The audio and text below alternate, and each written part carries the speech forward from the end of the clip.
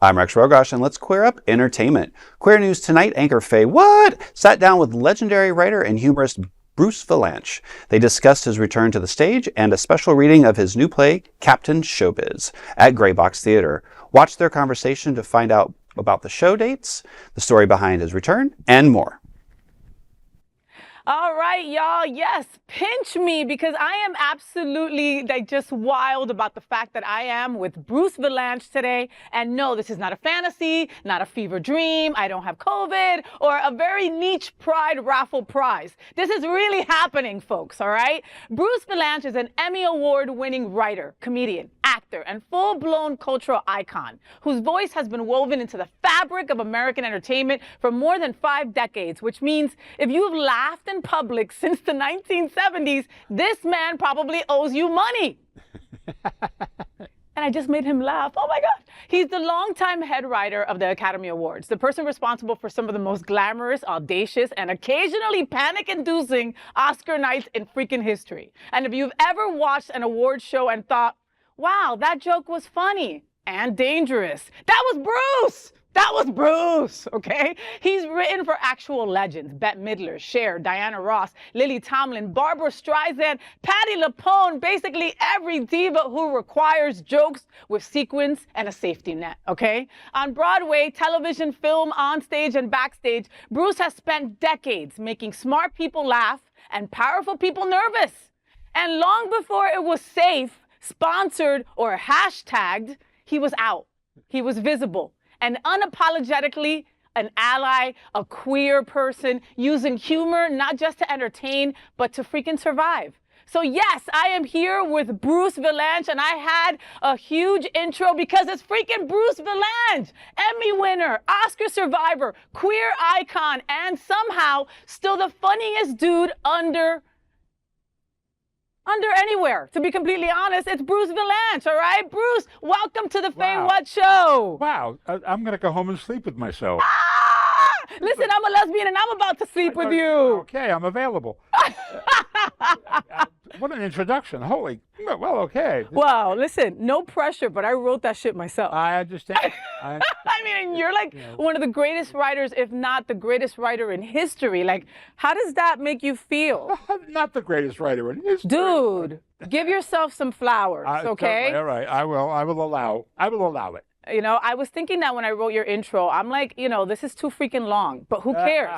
You know, Bruce, you've been interviewed everywhere. Yeah. But be honest. How does it feel being with this lesbian here at this table right now? Oh, well, it's exciting. I was going to say we were going to do it in bed, but I had surgery and I can't really get into the bed, which was because the last time was Rita Moreno in about 91. My God, another Latina. So I'm glad to understand that you only... I know you're probably not watching, but if you are, kidding. Hey, Rita Moreno, if you're watching this, I'm just going to derretirme right here. But how dope would it be that you went from Rita to me? From one Latina to another? I know exactly. Bypassing Cheetah and, you know, and all of them. I mean, all of them. Charo. I mean, I've known all of them and worked with all of them, but no, I haven't been in bed with any of them. But however, you got out of being in bed with me by throwing yourself down some stairs. I get it. I know. I get it. That's... I was thrown, but I cannot discuss it. There's, you know, there's a case. You know, you could just say that it was a sex accident. It was Bruce. a sex accident. I love that expression, a sex accident. Like, but that's generally, you know, you went home with the wrong person. There's nothing more than that. Anything more than that is assault or felony or something like that. Or something like that. I mean, come on, your book is called, what is it? If I would have... It seemed like a bad idea. It was a bad idea at the time. It seemed like a bad idea. What is my book? It seemed like a bad idea at the time. About how I wrote the worst TV shows in history and lived. And lived. And the first Oscar show that I did in 1989 was the famous as Rob Lowe and Snow White. And it's the last chapter in the book. I've written a play about that show and about a fictionalized version of a lot of other things that happened, and I'm going to play it. I get to play it at a theater here in Wilton Manors. Oh my God! And we can't wait to talk about that. That's actually going to be at Gray Box Theater in Wilton Manors, folks. Coming up this weekend. Oh, it's going to be yes, it's happening Friday and Saturday, and you do not want to miss it for sure. It's going to be Friday at 8 p.m. at Gray Box Theater and Saturday at 2 p.m. It's going to be the live read of Captain Showbiz, and people will be able to see this firsthand before it goes anywhere else. It's an experiment for the audience. I mean, they get to see this thing for the first time read in front of live people, and we'll see if it works. It will work. If it works, we'll put it on stage and we'll get costumes and all that kind of stuff. But I mean, this will be actors with music stands and scripts, but good actors, and we'll see if the material's funny. And it's going to be funny, and we'll get to more of that in a second, because I got Bruce here, so I've got to take advantage of the fact that he's here. Take him. Take me. Bruce, you were out in Hollywood long before it was fashionable. Yes. Or before it was safe, to be completely honest. Did you ever imagine that you'd become an LGBTQ plus icon by just being you? Now, well, the idea of being an LGBT plus, and we keep adding letters, L, Y, D, W, T, F, B, Y, L, B. I mean, I've lost track of how many identities we now have.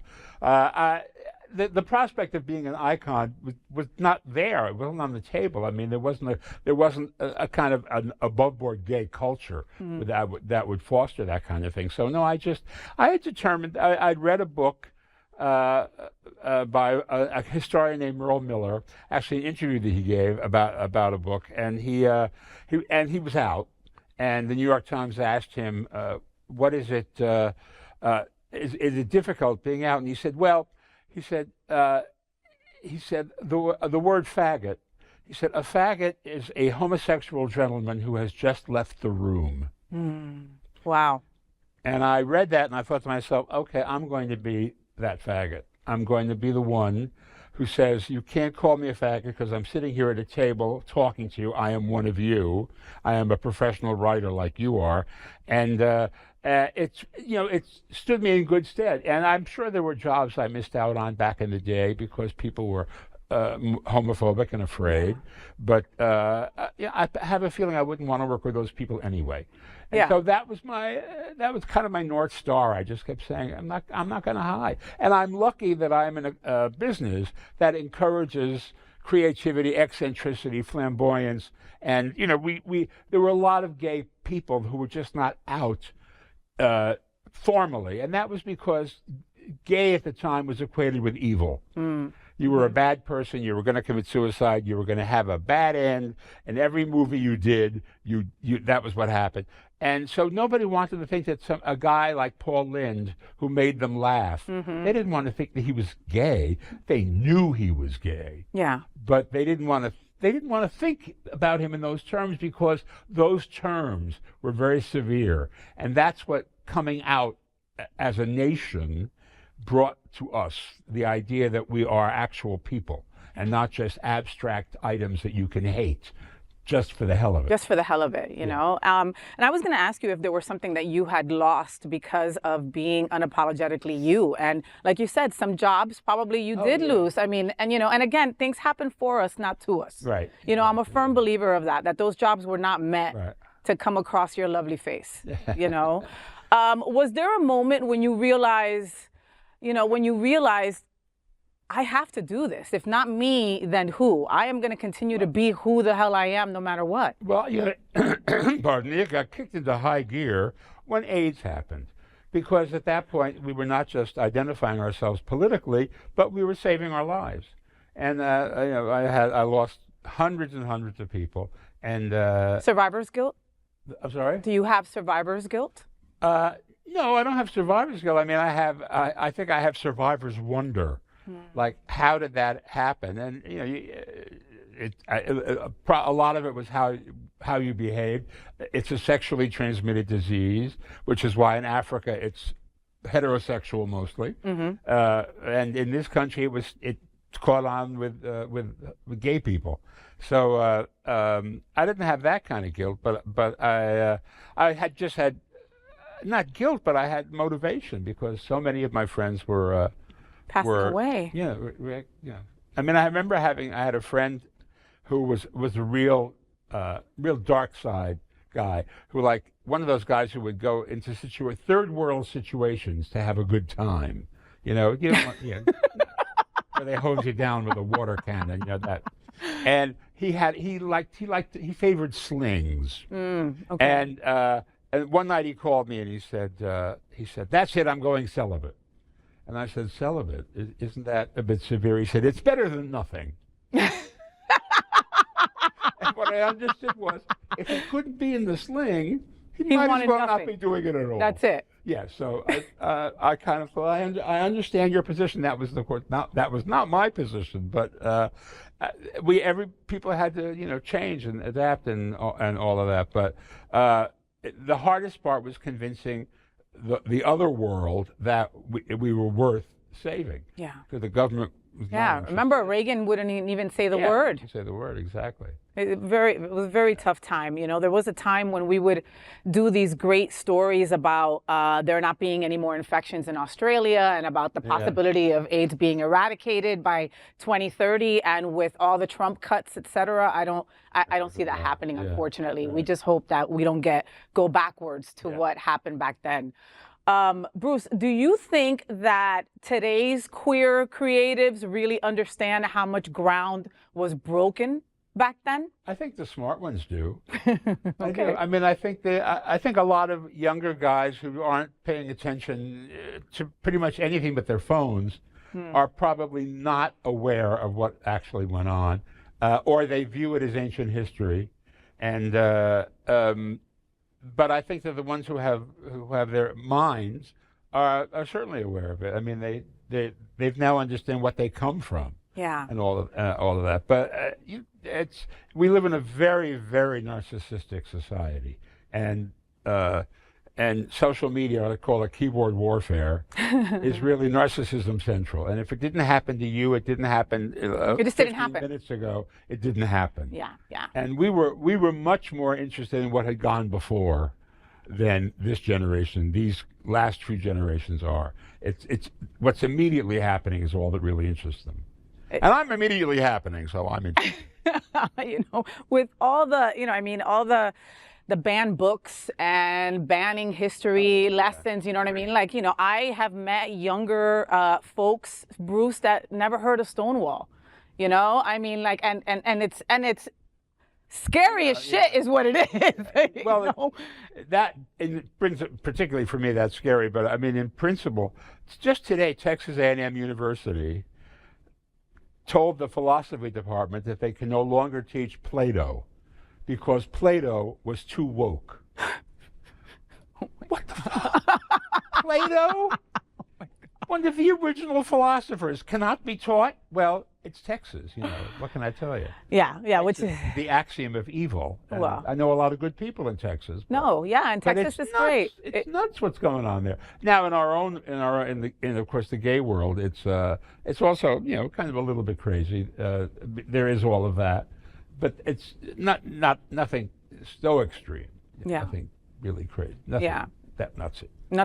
Nothing that nuts. Just a little bit nuts. Just not, rack my brain. Yeah, but Texas is like the carbon copy or our mirror image of Florida. Like every time Abbott does something over there, we wonder when is DeSantis going to do it here or vice versa. When's Rhonda kicking in? Ron DeSantis, Lord. Ron Disaster, we call them in L.A., but that's L.A. I love that.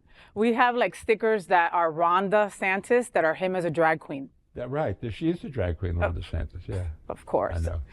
Let's talk about Captain Showbiz, okay? Yeah. Yes, let's talk about Captain Showbiz. So Captain Showbiz, a play that feels hilarious, chaotic, glamorous, and deeply personal. It is all of those things. It's all those things, but it's deeply personal, and I experienced it. It's not about me. It's principally about this guy who's no longer with us, who's named Alan Carr, who produced Grease and La Cage aux Folles on Broadway. And the Oscars were his kind of the end of his career because it was calamitous. And it was the first one that I wrote on because I had worked with him for years with Anne Margaret and doing her stage acts in Vegas and stuff like that. And he managed her for years. So he brought me into this. And I'd written for the Oscars unofficially before, and I've written unofficially since. But I mean, there were 25 shows in between that. But I survived. I'm an Oscar survivor.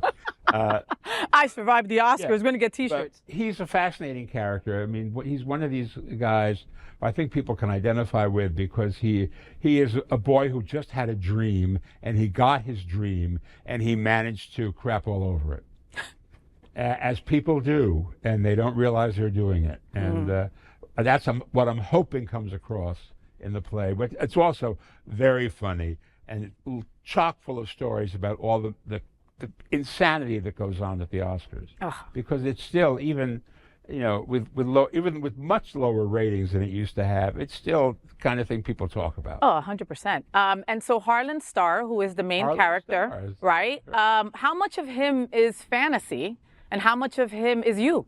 No, it's almost all not fantasy. It's almost all Alan Carr, but with some other things added from that. There is a character that is me, but I want to see how that plays. The writer of the show, because he, like I did on that show, I kind of sat back and you couldn't fight him. You couldn't. You just had to let it roll, and so I was sitting on my hands a lot on that show. Taking credit for the good stuff. Why tell this story now, Bruce? I mean, like, you've done the Oscars for so many years. You've had such a long, prolific life, like a career. I think when I wrote the book, and the book was, I'd done all these podcasts with young guys and girls who asked me, how did the Star Wars holiday special happen? Oh, God. Who said yes to the Brady Bunch Variety Hour or the Paul Lynde Halloween special? Or Cole Porter in Paris with Connie Stevens. Who said yes to this? And have they paid their debt to society?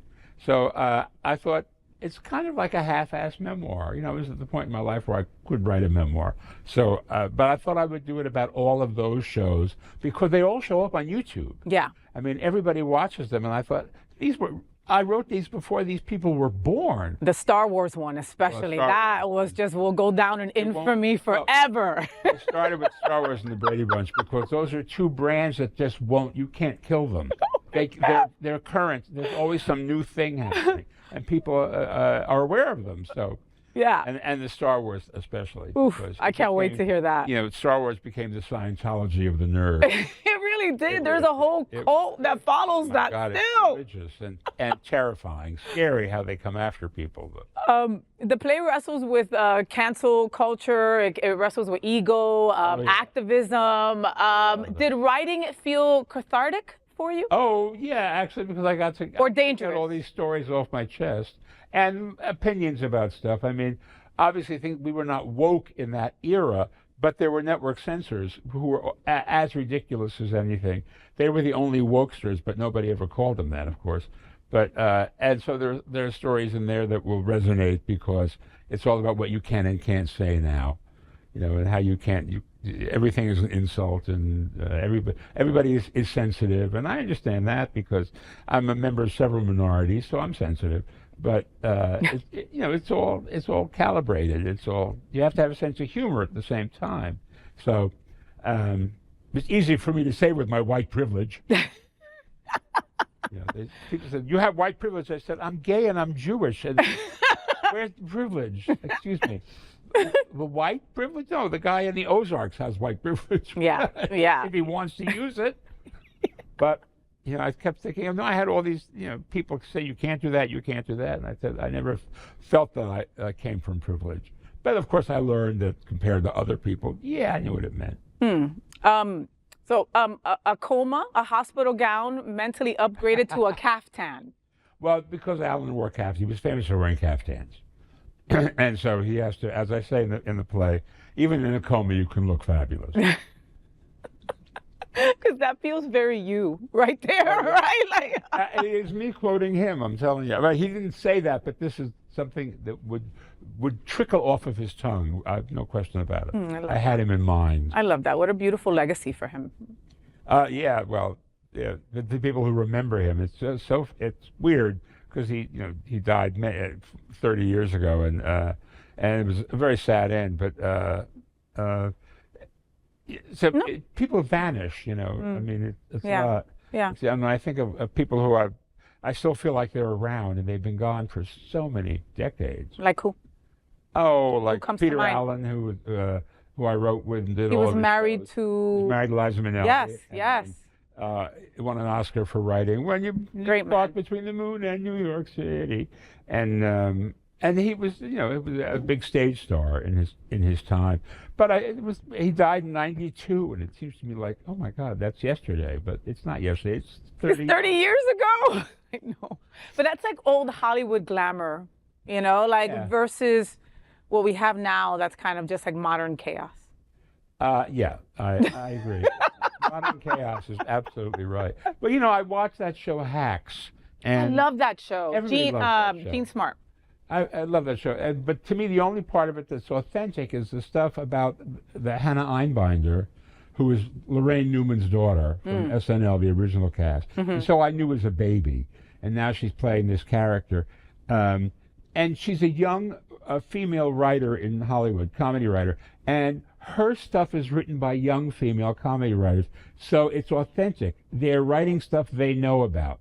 Nobody on that show was writing about the dinosaur that Gene Smart plays, because she's based on Joan Rivers largely, and with some Toady Fields and Phyllis Diller thrown in. And I even wonder if those names are recognizable to a lot of people at this point, because they've been gone for a while. Joan still, but the others are, you know, it disappears. So nothing that they write for her strikes me as being authentic. She's not funny when she's on stage playing that character. And she's a great actress, and how great she is that she makes it funny. She makes it feel like She makes it believable. She makes it believable, and I think that she's not well served on that show. But that's because I was there. Yeah. I wrote for Joan, and I know what that gig is like. So Hack should hire you. Well, You should be writing for her. You know, they generally have one person a year from the old school. And it's generally a woman. Carol Leifer did it. Janice Hirsch did it. These are wonderful writers I worked with. And I don't think they'll bring a guy in to do it, I think. But you're not a regular guy, No, Bruce. that's true. I mean, I may have that advantage. We'll see. The play on Friday and on Saturday. If someone comes in expecting laughs, what surprises them instead? Oh, that it's human. That it's not just caricature. That it's about a real person and a real Linda Lavin who read it right before she passed. You're killing me! You're killing me! She was a great. What was it? Mid-Century Modern. Did you watch the show? Yeah, I did. It was a lot. I liked it. Me too. I mean, and she was so great. Her timing had not been lost. Like she was so on point. I have a feeling she's going to win an Emmy posthumously this year. So she read this play that we're going to hear the rating for Friday and Saturday. She read it. She read it. She was a mentor of mine, a friend of mine, and she said it's a play about loneliness, and don't let that get away from you. It's about loneliness. It's about what this person in his own little world, he got what he wanted and he made a mess of it, and and that's funny, but it's sad at the same time. And I said, okay, well now I really want to do it. Wow. I really want to do it. Wow. So the reading will be Friday at 8 p.m. at Gray Box, and then Saturday at 2 p.m. So explain to me what a reading is, okay? So these incredible actors that you got locally are going to be playing out this play, and then whatever doesn't fly might not make it to the next. That's right. Well, is that how that works? Yeah, we're doing it for an audience. Us. Hopefully a big See audience. you there. Come on down, because we want to hear a reaction, and after the show as well. So it'll probably be actors sitting on stage with music stands and scripts, and we will be reading the play, and they'll be playing different parts and all that. And I'll be playing Harlan, the lead, which I wrote for Nathan Lane. But he's gone serious. He's doing Death of a Salesman on Broadway. So he said, I don't want to do this kind of stuff on stage. I do it on television. I've done this on stage a lot. Wow, so you wrote that for Nathan? So I did write it for Nathan. I could see that. Yeah, I mean, he was my inspiration because I think he knew Alan. But aside from that, I mean, he gets it. He gets that. He gets it. A kid who has dreams, who creates himself as a show business personality and gets to live that role until it suddenly he hits a wall with it because of his behaviors. Yeah. So I mean, we'll listen to what the audience is, and we'll feel how the thing goes as a performance piece. So far, it's just been on the page. Yeah. Wow. When did you write this? When did you get I this all started together? writing it during COVID, of course, because everybody was home doing things.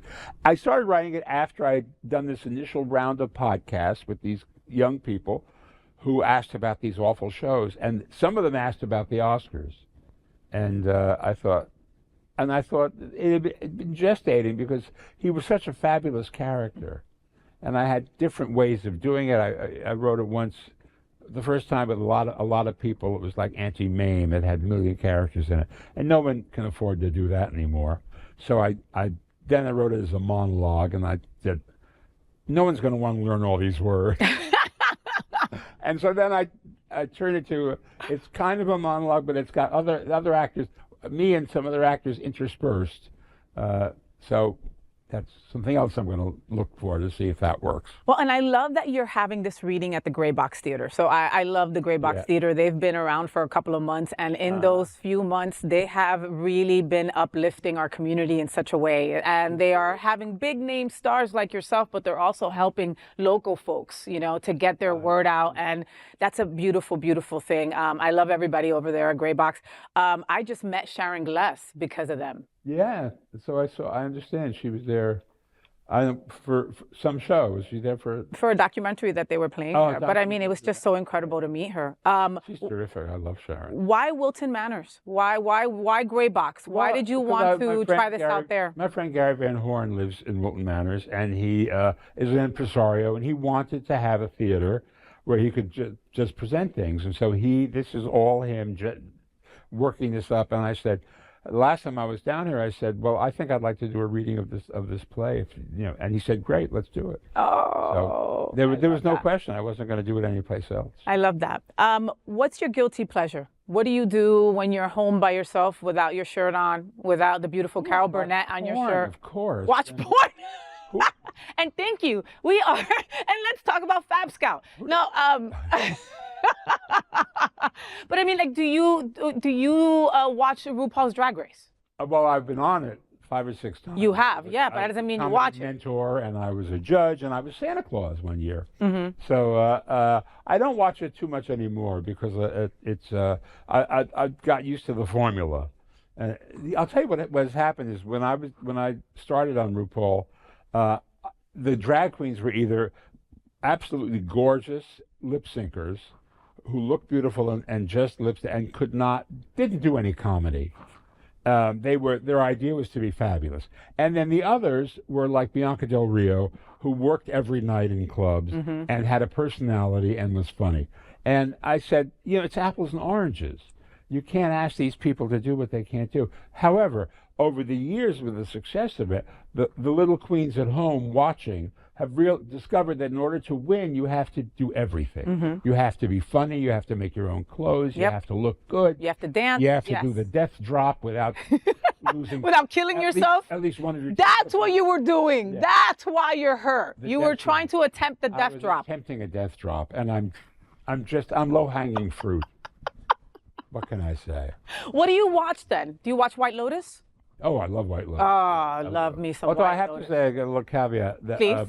The first one, and I know Mike White, and I said this to him. I said, I was sad at the end of the first White Lotus where the gay guy had to be murdered. That smacked of old school stuff. And there was somebody else in the second one that I think that was gay. I can't remember. That was well, I did love that the whole thing was about, oh my God, I accidentally gave my brother a hand by mistake while we were both on Senegalese Thunderfuck or whatever they were dropping in that Thai jungle. But no, I'm a huge fan of it, and the last one had a little bit of padding, a lot of chittering monkeys, and a lot of gorgeous things, But I'm anxious to see the next one, to see what he comes up with. Yeah. French, I understand. I guess this is the third or the fourth, I forget. So there was one that was in Italy that was also wonderful. Yeah, yeah. Yeah. And that all had Jennifer Coolidge saying, the gays are trying to kill me. The gays are trying to kill me. I mean, we all wanted her to come back from the dead. Yeah. Well, I think he had done, with the two things, he had done everything he could do with her. Yeah. And so he had to kill her off. But I'm sorry it was the gays who had to kill her. But it was so ridiculous that, that they weren't trying to kill her. I mean, No, but it was else hysterical. Wound up killing her. And people had T-shirts and everything. The gays are trying to kill me. Like that was, I have that shirt. Do you? Of I course. love that. Please, I love that. I have a million T-shirts, a whole White Lotus collection. I love that.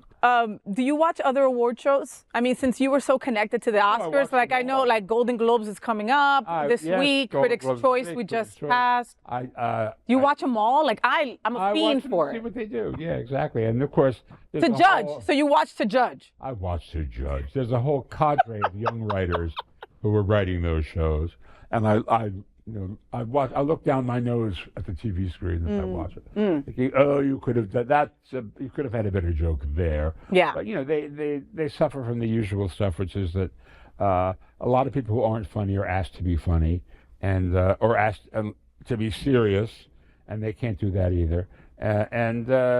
They give a lot of awards on those shows, Golden Globes and Critics' Choice. Most of them are acting awards.